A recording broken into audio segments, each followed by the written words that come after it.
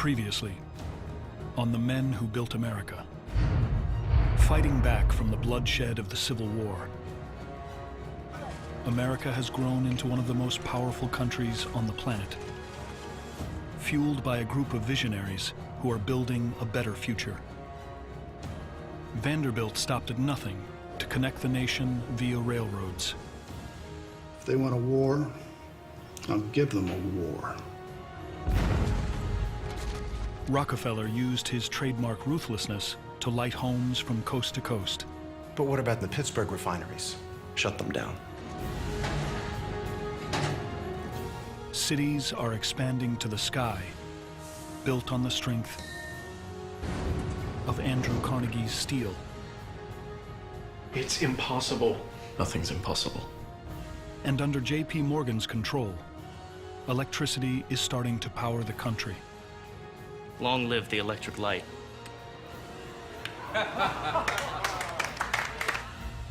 We're in the early days of a new industry. In just 35 short years, the nation has changed faster than anyone could imagine. But the incredible advancements come with a price. All those in favor of striking, raise your hand. An undercurrent of anger is growing. Fire! And many Mr. Frick. are looking to take back control of the country. But America's most powerful titans believe they answer to no one. I've heard enough. This is what's going to happen. The Morgan Bank. And with a presidential election on the horizon, their next move will shock the world.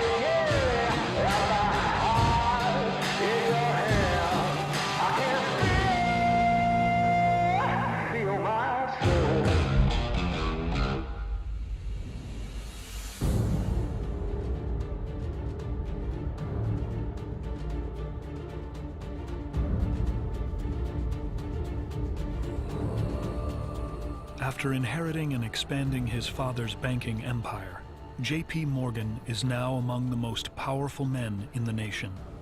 His influence over the country is matched by only two other men. Andrew Carnegie and John D. Rockefeller have been rivals for decades. And that competition has driven both men to incredible heights. At the peak of their power, J.P. Morgan, John Rockefeller, and Andrew Carnegie are worth the modern equivalent of over $1 trillion combined. More than the entire net worth of the 40 richest people alive today. The wealth then was like royalty. It was just a different thing. They literally controlled the country. When you're talking about a guy like Rockefeller, it was literally 1% of the economy. It's stunning to think about that. It is almost incomprehensible. But while Carnegie, Rockefeller, and Morgan continue to get richer, others are struggling to get by. The gap between the rich and the poor is as big as it's ever been. Over 90% of Americans survive on less than $100 per month, while the average worker earns barely $1 a day, well below the poverty line. Working conditions in factories across the country are almost unbearable. In a single year, 1 out of every 11 steel workers will die while on the job.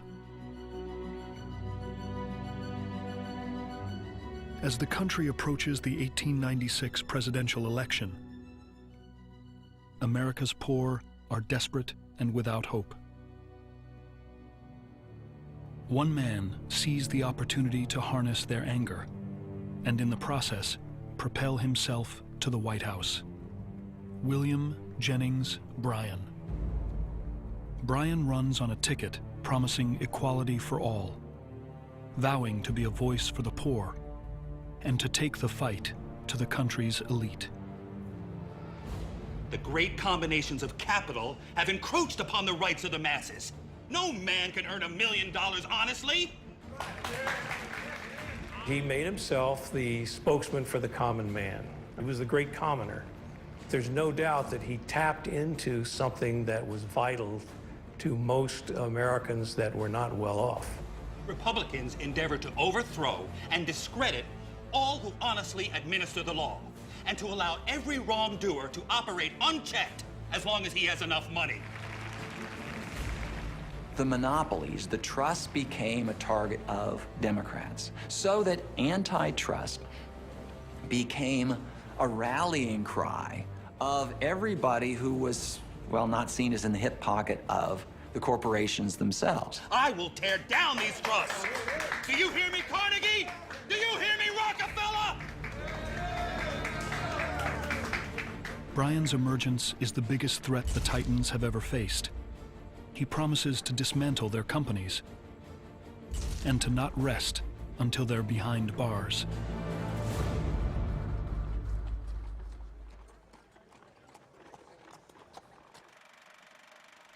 This is William Jennings Bryan at a recent Democrat rally. He's a prohibitionist and a devout Presbyterian. According to him, Darwin's theory of evolution is a pack of lies. He's an enemy of the gold standard and an enemy of big business.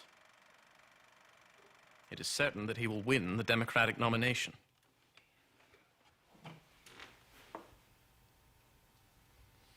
What do you think? The Republican Party has a good candidate. No. We have to buy our own president.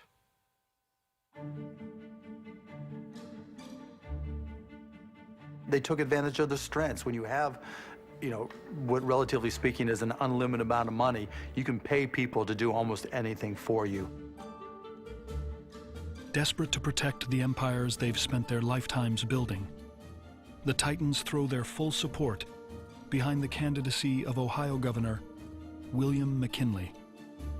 William McKinley's campaign manager was an industrialist himself, and he went essentially hat in hand around Wall Street, dunning them, saying, if McKinley doesn't win, that crazy man Bryan will be president. And if Bryan is president, don't you realize what that is going to do to the credibility of the United States around the world? The Titans wield more power than any group of men in American history. And they're about to use it. Much appreciated. This is McKinley's speech that he'll be giving at the Republican convention.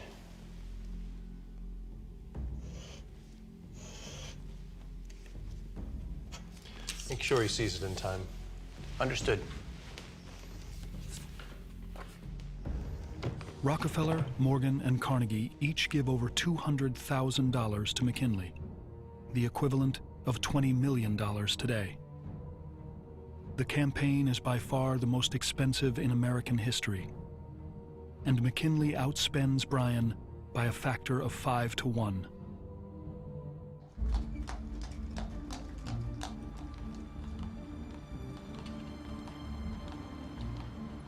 But they don't just fund their candidate.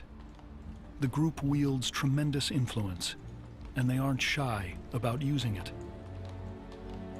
Suggesting headlines and orchestrating PR campaigns aimed at getting McKinley elected. It was easier to buy the publicity that you wanted in those days than it is now. The news media was a smaller market, and it was easier to feed information to your favorite correspondents then than it probably is now. Bryan fights back. He undertakes the country's first whistle-stop press tour, crisscrossing the nation and speaking directly to the people. The tour becomes the model for the way presidential campaigns are conducted to this day.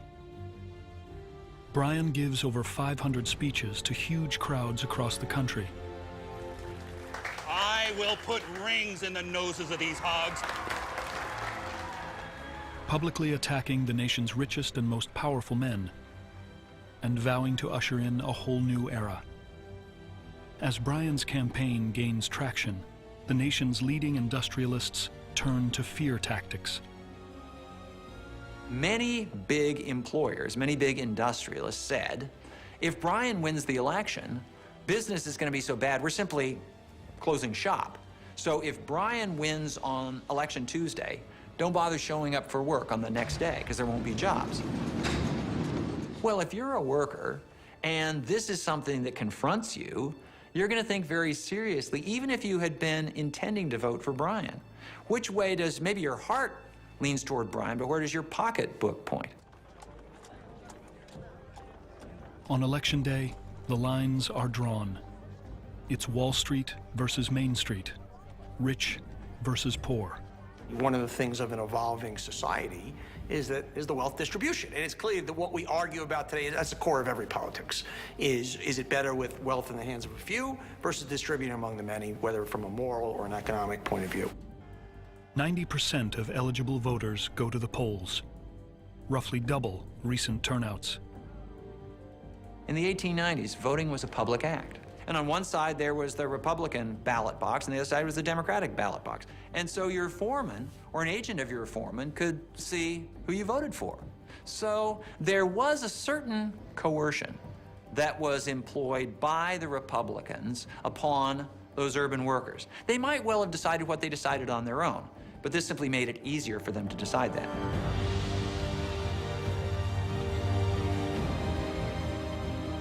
When the polls close, the nation's future hangs in the balance.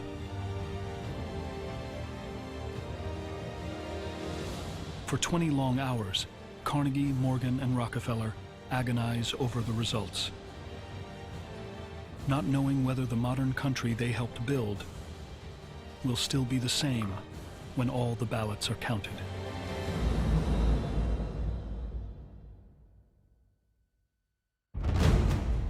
America is at a crossroads. A small group of men have created the modern country, building unimagined empires in oil, steel, and electricity.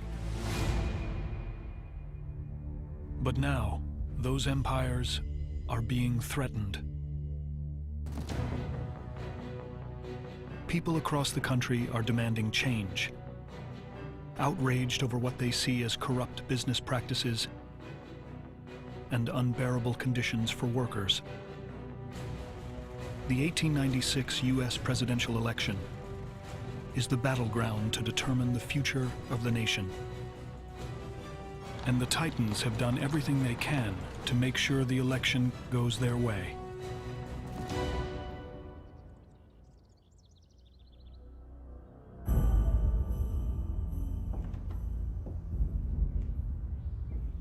As America goes to the polls, Andrew Carnegie, J.P. Morgan, and John Rockefeller are forced to wait.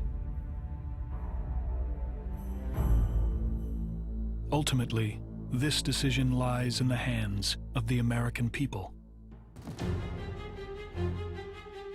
The country is divided. Democrat William Jennings Bryan carries the rural South and Midwest, while Ohio Governor William McKinley takes the big money Northeast. As the results are tallied, the nation holds its breath, until finally, a president is chosen.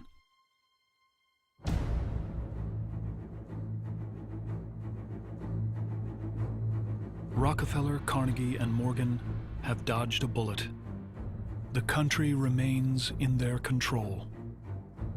With McKinley in office, they're free to conduct business in the way they've become accustomed. After McKinley's election, a number of the issues that had bothered the big businessmen conveniently went away. He was a man who was, in his philosophy, in his approach to politics, very much in sympathy with them. McKinley rolls back regulations, and profits once again skyrocket.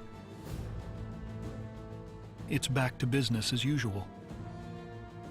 And Carnegie, Rockefeller, and Morgan are set to become even more powerful than ever before.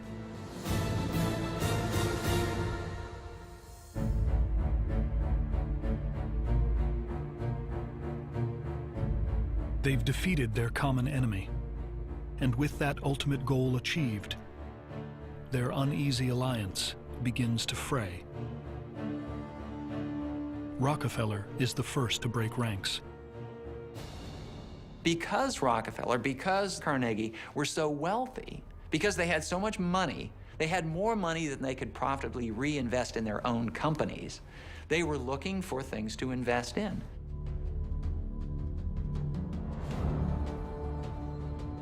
John Rockefeller learns of a massive deposit of iron ore in northern Minnesota, the primary material used in the production of steel. Rockefeller knows little about the steel business. What he does know is that Andrew Carnegie is the biggest steel producer in the world, and that this is his chance to beat his longtime rival at his own game. If you were in a well-run company, competing against other well-run companies, you're coming up with ideas to jump them. You gotta be thinking, they might do this, I've gotta do this. It's not a big, complicated thing.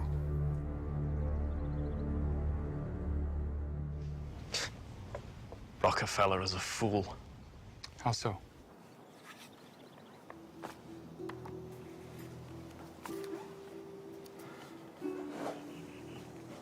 Should we be worried? No. You can buy iron ore anywhere. And the ore from the Mesabi mines is like dust. It clogs the blast furnaces. A steel producer in his right mind would buy it.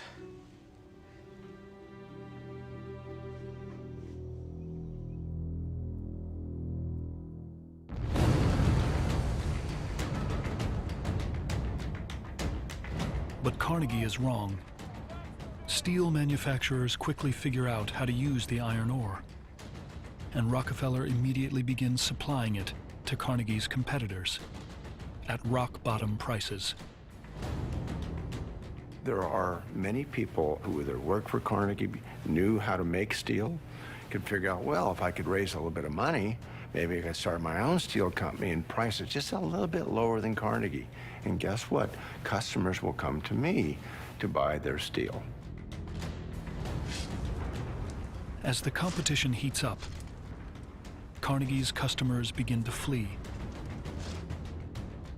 The impact is devastating.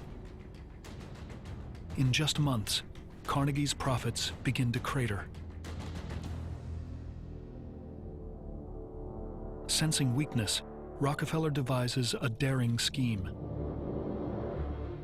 He's going to build a steel plant, one to rival anything Andrew Carnegie has ever built. But Carnegie knows he can't let that happen. Carnegie is determined that nobody is going to take his place. He's going to build new plants. He's going to destroy. If Rockefeller goes into steel, he'll destroy him. Carnegie calls a meeting, hoping to intimidate Rockefeller into staying out of the steel business. But Rockefeller didn't become the richest man in American history by cowering in fear. Mr. Rockefeller. Mr. Carnegie.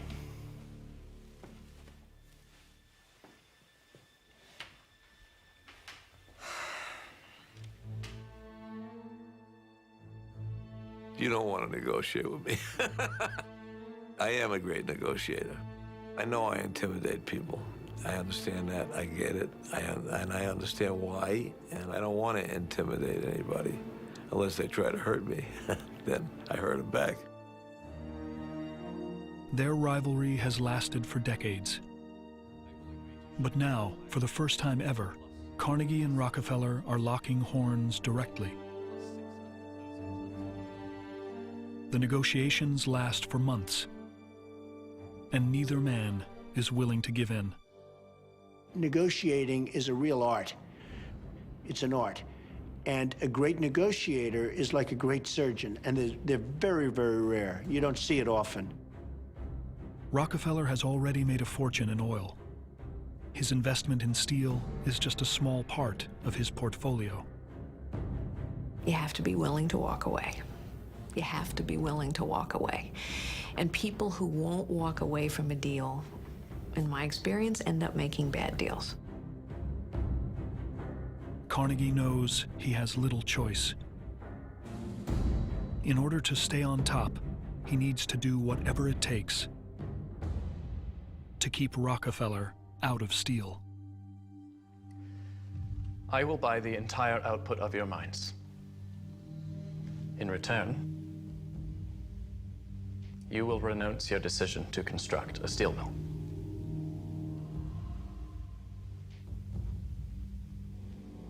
Agreed.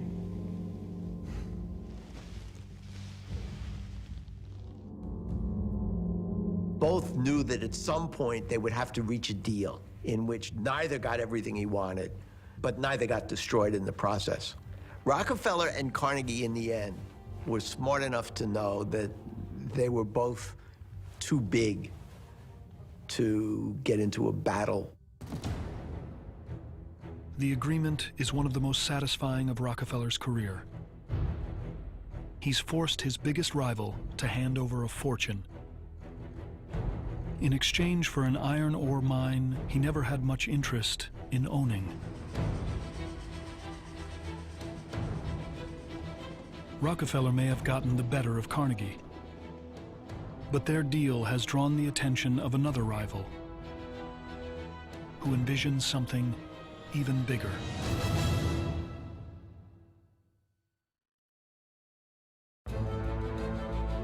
America has expanded more in the last 3 decades than any country on Earth. Covering the breadth of the continent, its prosperity is built on oil, steel, and electricity. John D. Rockefeller, Andrew Carnegie, and J.P. Morgan amassed mind-boggling fortunes and became targets. But after teaming up to put their man in the White House, they're now free to do whatever they want. Every great business leader I've ever met, in addition to being very smart, very driven, they have this, why not me? Screw it, I deserve it, let's go. And if you don't have that, you can't achieve greatness. J.P. Morgan has risen to power by consolidating broken industries and eliminating competition. And after Carnegie's deal with Rockefeller, he sees the potential to apply his model to the steel business. Morgan had much more power than he had wealth, and he understood that he could have more influence over the economy than Rockefeller, than Carnegie, than just about anybody else. And he used this to pursue his vision of the American economy. Morgan's years of deal-making have left him with a controlling interest in companies ranging from manufacturing to mining to railroads. One industry brings all those others together: steel. J.P. Morgan believes that some individual has to bring sense and has to bring order to American capitalism.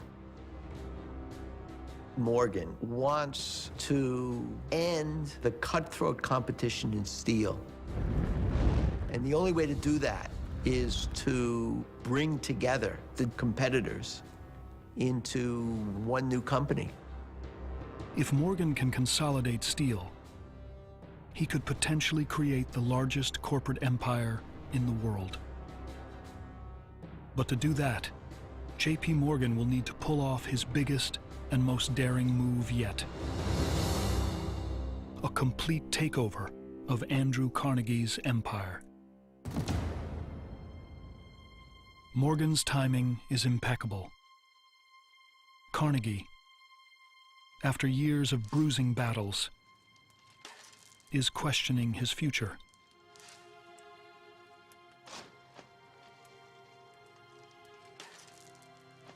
Carnegie knew that as long as he wanted to, he could continue to reign supreme in steel. He didn't know that he wanted to keep fighting for the rest of his life. Morgan knows he can't go after Carnegie directly. He needs another way in. So he sets up a meeting with Carnegie's right-hand man, Charles Schwab.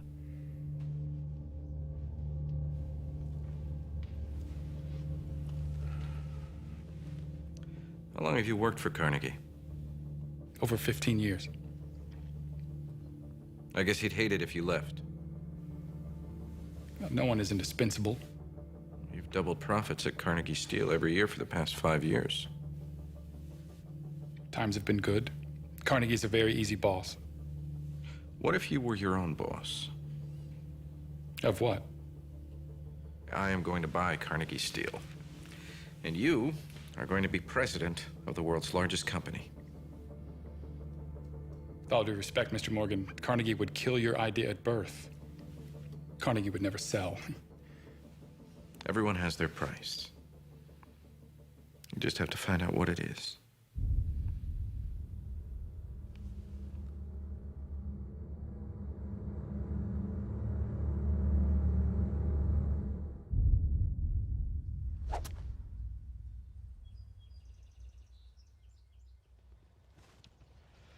Did you know, Charles, that the game of golf was invented in Scotland? I did not. So do they treat you like a king when you return home to Scotland? I suppose they do. And then you came to America and became a king of industry. You created your own destiny. Destiny is not a matter of chance, it is a matter of choice. Exactly. Quote from Shakespeare. No. William Jennings Bryan said it. And we three kings of industry have robbed him of his destiny. Yeah, for the greater good, to create more wealth. Only if that wealth is used for the benefit of mankind. You know, if you were to sell Carnegie Steel, you could spend the rest of your life benefiting mankind. Alas, there is not one person in the world with enough money to buy Carnegie Steel. Save J.P. Morgan.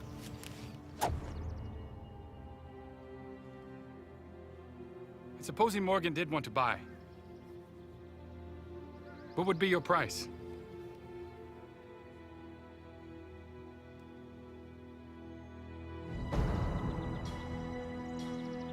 Carnegie wasn't going to do any price haggling with Morgan. Carnegie writes down $480 million on a piece of paper. It's the equivalent of $400 billion today, more than Gates and Buffett together. Carnegie has dared J.P. Morgan to buy him out for an outrageous price.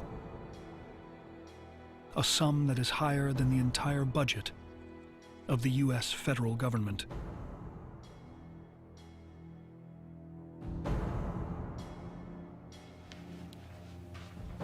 I have a price.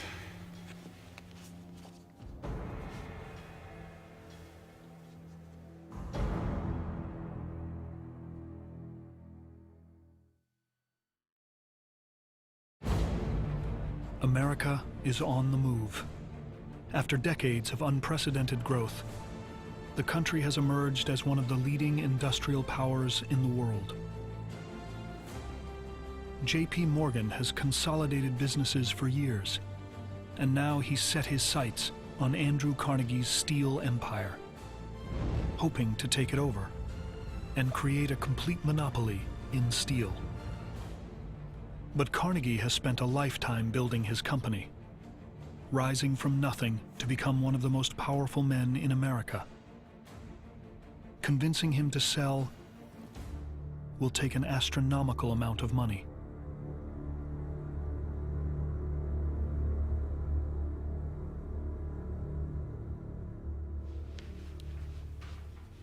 have a price.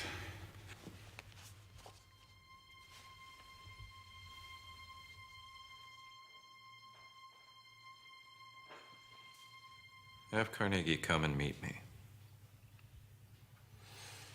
Tell him the answer is yes.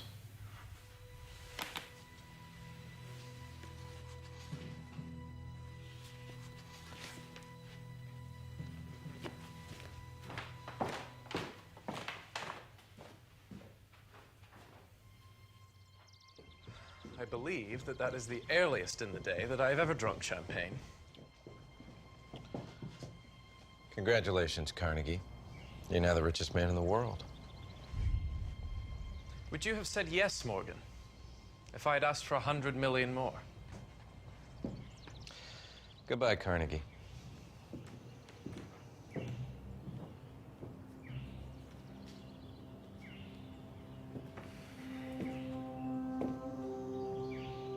For 30 years, Andrew Carnegie has battled John D. Rockefeller for the title of America's richest man. And now, he's finally surpassed him. The deal gives Carnegie a personal net worth of over $310 billion in today's money, the largest private fortune the modern world has ever seen.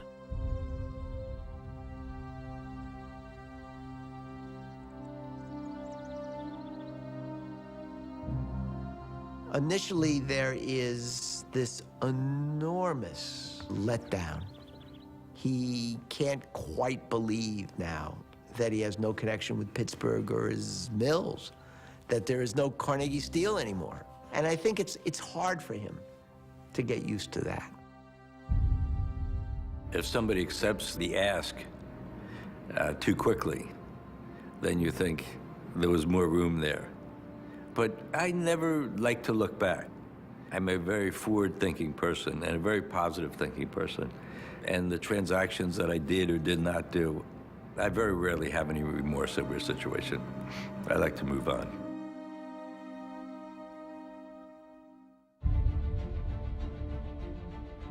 J.P. Morgan calls his new company U.S. Steel. It's instantly the biggest corporation in the world. The first company in history to be worth more than $1 billion. And it will dominate the steel business for almost 100 years, virtually unchallenged. But the creation of U.S. Steel is only possible in this new era of unchecked monopolies. An era Morgan helped create when he and his rivals put their president in the White House.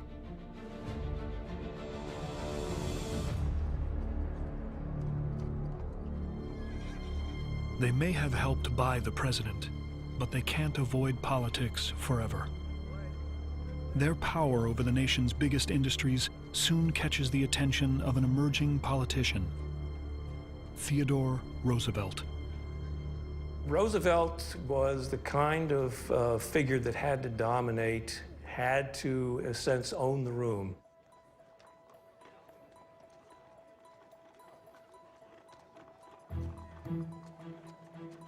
Roosevelt is from a wealthy New York family and could have become a businessman like Carnegie or Rockefeller, but he took a different path, foregoing a career in business for one in politics. But the young Roosevelt had an image problem. His fancy clothes and upper-class demeanor left him open to ridicule. He took great pains to remake his image, posing in a New York City photography studio dressed as a Badlands hunter, with a $500 engraved silver hunting knife from Tiffany's.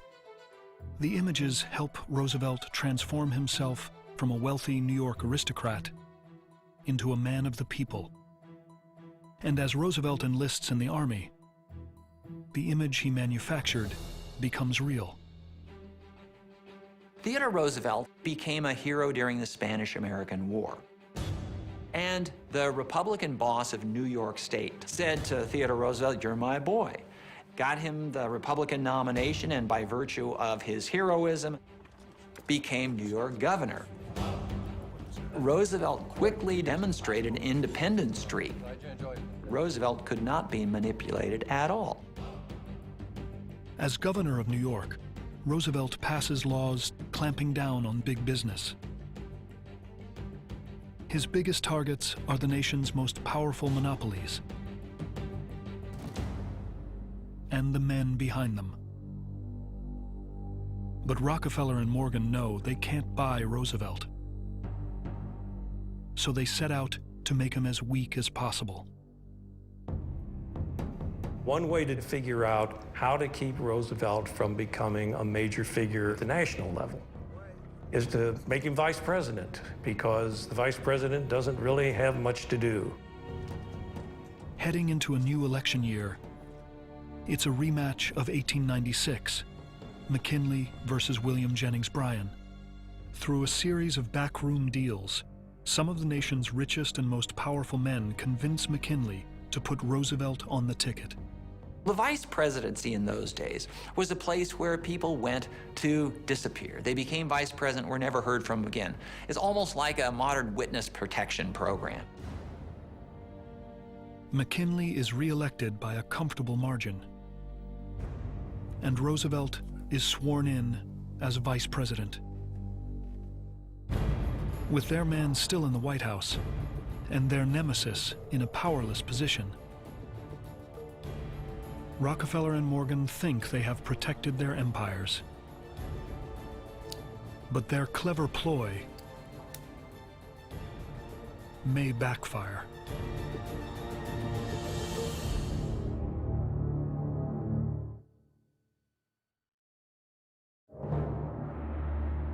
President William McKinley is re-elected to a second term, and aspiring trustbuster Theodore Roosevelt is installed as vice president, a clever play to silence his influence. With McKinley in office for another 4 years, John Rockefeller and J.P. Morgan have the freedom to expand their empires to unprecedented heights. In September of 1901, President McKinley travels to Buffalo to give a speech heralding America's prosperity. But that prosperity hasn't reached everyone. Many are still struggling to survive. And they're fed up with McKinley's close relationship with big business.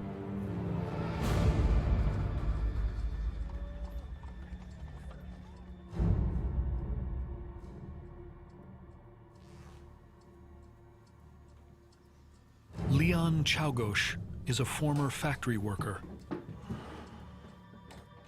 who recently lost his job at a company J.P. Morgan took over during the creation of U.S. Steel. As Czałgosz struggled, he took refuge in the growing anarchist movement. He becomes convinced that the government is helping the rich exploit the poor, and he's determined to put an end to it.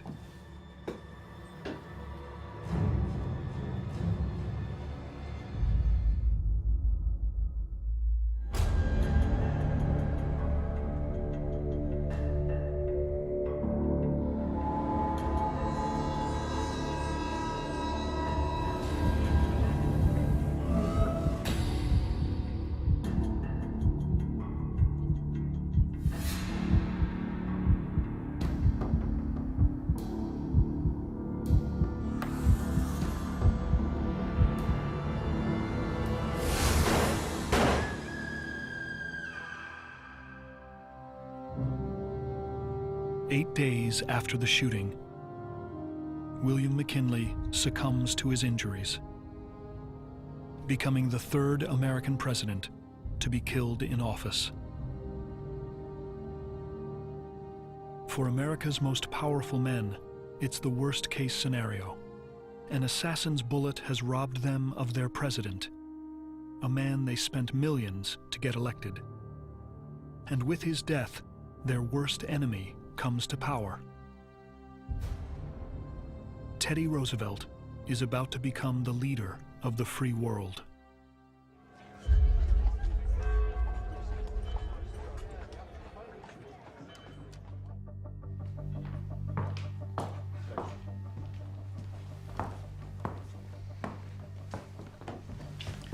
Mr. Roosevelt, very good to meet you, sir. The plan of having Roosevelt buried, in effect, in the vice presidency completely backfired, because who could have predicted what would happen, and what would happen so quickly after the election of 1900? Theodore Roosevelt, raise your right hand. Do you, Theodore Roosevelt, solemnly swear that you will faithfully execute the office of President of the United States, and to the best of your ability, preserve, protect, and defend the Constitution of the United States? And thus I swear. Now, let's get started. Roosevelt insisted that the big capitalists recognize that they were mere capitalists, and that the elected officials of the country were the ones that the people had chosen. Nobody elected J.P. Morgan to anything. Nobody elected John D. Rockefeller to anything. But the people had, well, indirectly, elected Theodore Roosevelt president. He was going to make the most of it. Roosevelt quickly launches a campaign against the nation's largest trusts. And his first target is a railroad conglomerate owned by J.P. Morgan. Morgan demanded to see the president, so he stormed down from New York to Washington, went into the White House, and he said, I don't understand. He said, if we've got a problem, send your man to my man and they'll fix it up. And Roosevelt said, this is exactly the problem with Morgan. He acts as though I'm just a rival boss or something. And Morgan, who thought that he could manipulate Roosevelt, discovered that Roosevelt could not be manipulated at all. Roosevelt refuses to back down from Morgan. He sues his company in federal court, the first government antitrust case filed against a major corporation. Roosevelt goes on to win, and Morgan's railroad monopoly is broken up. It's a stunning setback for J.P. Morgan, one he'll agonize over for years.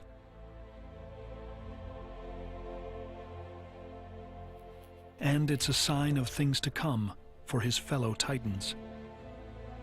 Roosevelt is elected to a second term, and over the course of his administration, he files suit against dozens of trusts. It's a time of great change for the nation. J.P. Morgan, John Rockefeller, and Andrew Carnegie suddenly find themselves as members of an old guard. Aging titans forced to defend their fading empires. But as other monopolies fall, one target refuses to go down. John D. Rockefeller's Standard Oil has managed to hold off a breakup over multiple administrations. But Rockefeller won't be able to hide forever.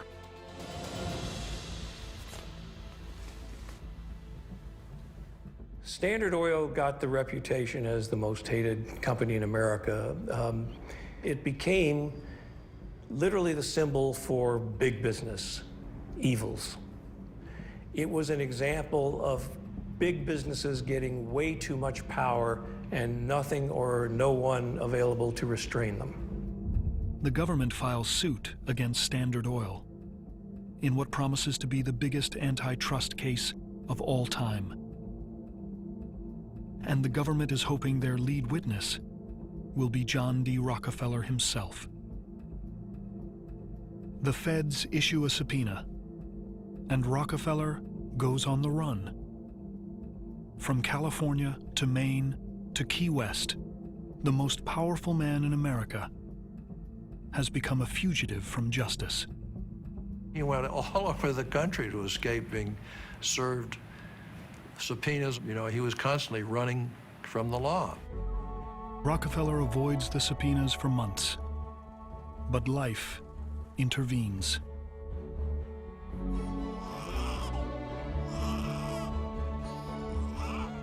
His son, John Jr., and his wife welcomed the first Rockefeller grandson into the world. Still on the run from the subpoena, Rockefeller is unable to travel to see his grandchild, and the absence is unbearable. I'm only here for one day. And once I'm gone, I am gone. I may not be back. Rockefeller knows what it's like to be abandoned. Never trust anybody, son. Not even me. And he's not going to let this case tear his family apart. He turns himself in, agreeing to testify in court in defense of Standard Oil and in defense of an entire way of business he helped create.